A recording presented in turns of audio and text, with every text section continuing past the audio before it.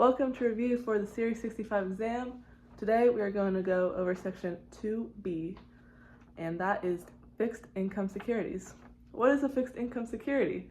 This is an investment that pays regular interest and usually returns the principal at maturity. So probably the example that you're most familiar with, or for me at least, would be a bond. You would buy a bond, it would give you fixed income, meaning you're going to get money at certain intervals depending on the terms of that bond, and then at maturity, like whenever the bond's over, you would get money back. So that's probably the most simple definition. We're going to go over several different types of securities. We have government and agency securities, asset-backed securities, corporate bonds, municipal bonds, and foreign bonds. So sometimes the words here, when I first was going over, I was like, oh, I don't know what any of this means, but actually a lot of the terms for this section are kind of intuitive, so it's not that difficult for this section at least. So let's start with U.S. government and agency securities. This is kind of two sections. You have the U.S. government, so you can kind of do business with them, or you can do business with specific enterprises that the government sponsors, and those are called agencies in this context. So both government related, but one section, the first section we're going to go over, is for the U.S. government. So if you want to do business or get securities from the U.S. government, there are several different types. The first kind is kind of an overarching term, which is treasury securities.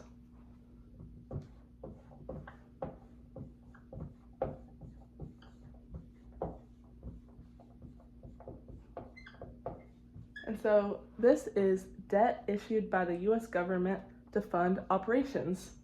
Some of you guys might even have these because they're not bad investments. They're basically risk-free, and there are three main types that we're going to learn about. First, we have T-bills.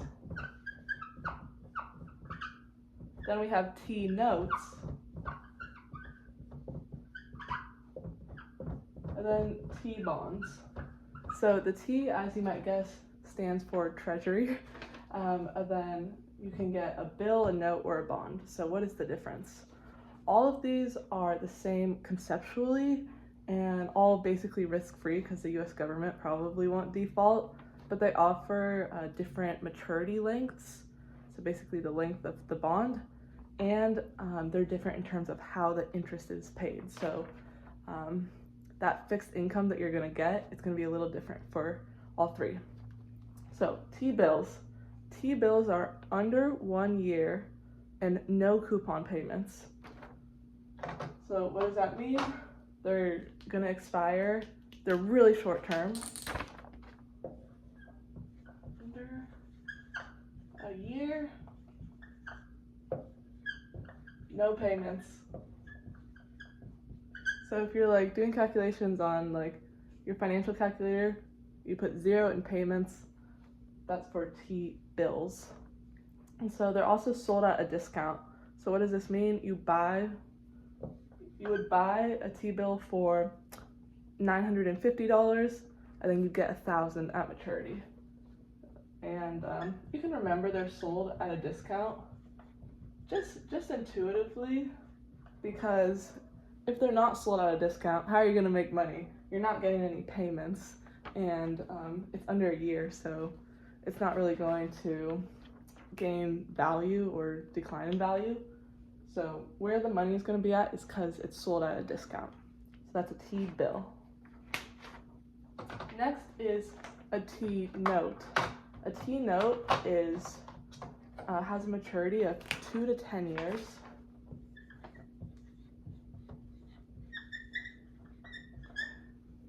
And it pays fixed semi-annual interest. So this will be every 6 months, and you get back what you initially lended. semi-annual.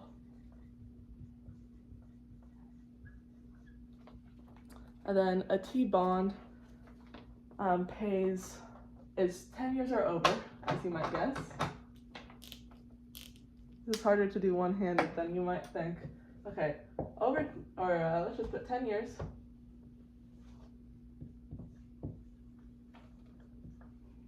And also pays fixed semi-annual interest. So every 6 months. And honestly, I would just Quizlet flashcard this in terms of the specifics. T-bills, you gotta know this. Pretty straightforward.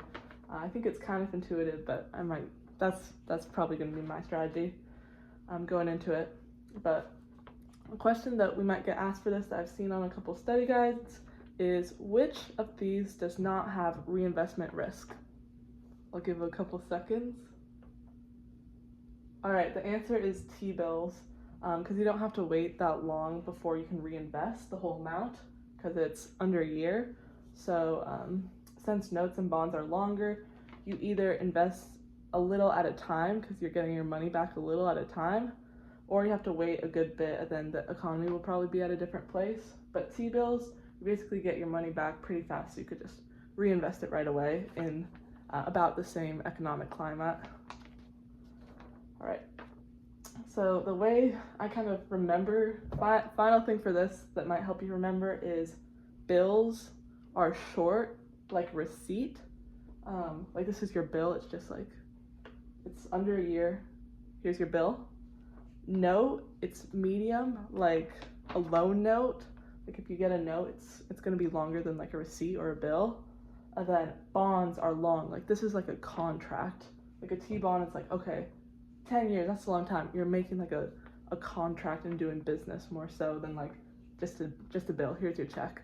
So that's kind of one final way you might be able to remember it. All right, we're still in the realm of government securities, and now we're going to talk about TIPS. So this is government bonds that increase in value when inflation rises. So inflation protected securities, treasury inflation, I think that's what the T stands for. I'm kind of forgetting. Treasury inflation protected securities, I'm almost positive. So your money keeps its buying power. You also earn interest on the adjusted amount. So basically, I think the yields will be a little lower, but you're protected from inflation. So that's an option if you think the economy is going to go a certain way. Like if inflation is going to rise a lot in the next projected 5 years or whatnot. All right, we also have strips. And so these are separate trading of registered, like this is what it stands for, separate trading of registered interest and principal securities. That's a little bit of a mouthful. It's U.S. Treasury securities where the interest payments and principal are separated and sold as individual zero coupon bonds. So investors buy them at a discount and receive the full face value at maturity with no periodic interest payments. So basically it's called strip for a reason, not only because it's like a nice acronym, but also because like it's getting stripped and divided, I guess I kind of think of it as. So you have the coupon strip, you can buy that strip, and then you have the principal strip. So basically it's kind of like if you wanted to buy a bond, but you only wanted to, you could buy part of the bond where you only get the coupon or the payments, or you can buy part of the bond where you only get like the principal. And so what is it stripped to? You have a C strip and a P strip. And hence the name, you might guess that the P strip is the principal strip and the C strip is the coupon strip. So the P strip is a zero coupon bond, so you're not getting payments, hence it's just the principal, just the P, and you get the principal. So it's kind of similar, Honestly, it kind of reminds me of a T-bill. You're not getting payments, but you're making money when the bond matures. I would say that's the closest thing to it. And then the C strip is the interest part of the strips bond. So when the treasury bond is stripped, both the principal and coupon payments are separated. And so for the C strip, you're just going to get the payments, but nothing at maturity. And strips react strongly to interest rate changes because they don't pay interest along the way, making their prices move more than regular bonds, which I thought was interesting actually. And the final thing we need to know about this before we go to asset-backed securities is that the Federal National Mortgage Association, the FNMA, issues mortgage-backed securities like the ones we've talked about.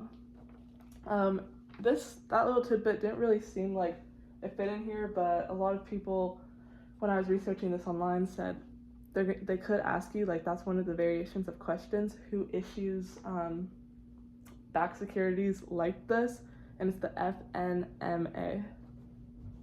All right, let's move to asset-backed securities.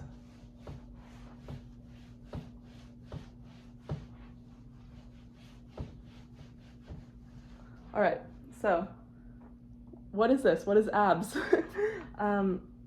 These are investment securities backed by financial assets like auto loans, credit card debt, student loans, or home equity loans. And so why do investors buy ABS? They offer high quality, one sec, I need a little water.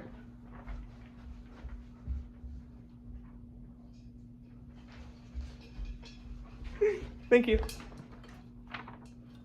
All right. Why would someone buy this? They offer higher yields than government bonds, and also for diversification purposes. You get some of these in your portfolio. It's good for the fixed income section. They do come with risks though. Credit risk, it depends on the quality of the underlying loans. Repayment risk, if borrowers pay off loans early, investors may get their money back sooner than expected, affecting returns. Like if I got my money back now instead of like 40 years from now, with the way inflation's going, as it seems, that might be a downside. And then we have interest rate risk. Rising rates can lower the demand for ABS. All right, what are corporate bonds? Corporate bonds are issued by companies to raise money. So it's basically like a government bond. They are taking on debt because they need the funds right now. So there are higher yields than government bonds, but usually because they're more riskier, the US government really isn't going to default, but a company might, especially if it's not well established. So how do you know if if it's high risk or low risk? Well, there is actually grades on these bonds that you can buy.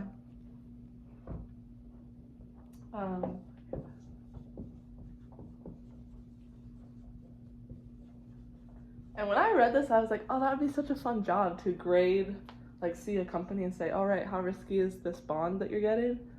But if it's generally rated BBB or BAA and above, then there's low risk, but also lower yield.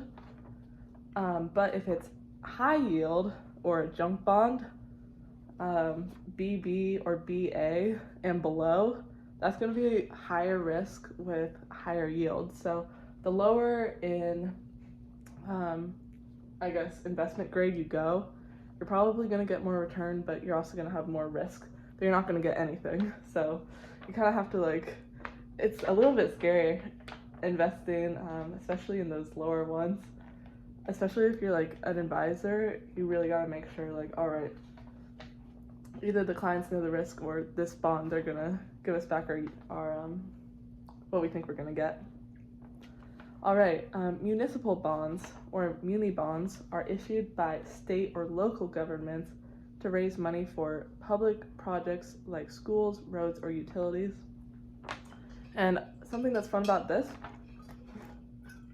they're often tax exempt. So there are general obligation. These are backed by taxpayer dollars, low default, but need voter approval. Then there's revenue bonds, and these are backed by project income like toll roads and utilities. And these are riskier because the project could fail. So I don't know, this section just interests me so much because it's kind of like you're doing business with the government, but if you have like a revenue bond, then if they issue debt and you're like, all right, I think this project's gonna succeed, so I'm in. And then the project fails, you could still like not get your money back even though it's linked to the government. It's just fascinating, I feel. But we also have, excuse me, insured bonds. So these are third party, or like these can be insured. So insured revenue bonds or insured general obligation. Third party guarantees the principal / interest if the issuer defaults. Why would someone get like a T bond when this exists and there could be higher yields for here? Well, munis are better for high income investors because of the tax-free interest and potentially higher after-tax returns, but T bonds are better for those who want safety and liquidity.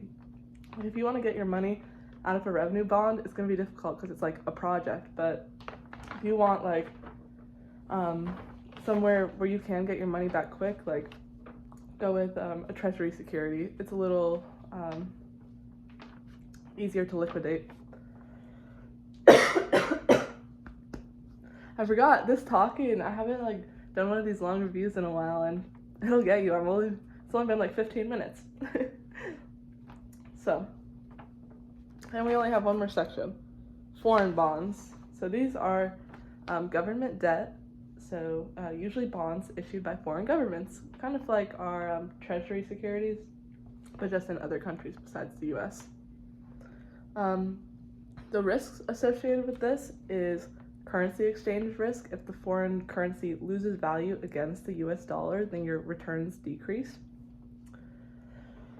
There's also some political risk that governments may default or change laws or seize assets, and then tax differences. You might get like taxed more on interest earned in foreign countries.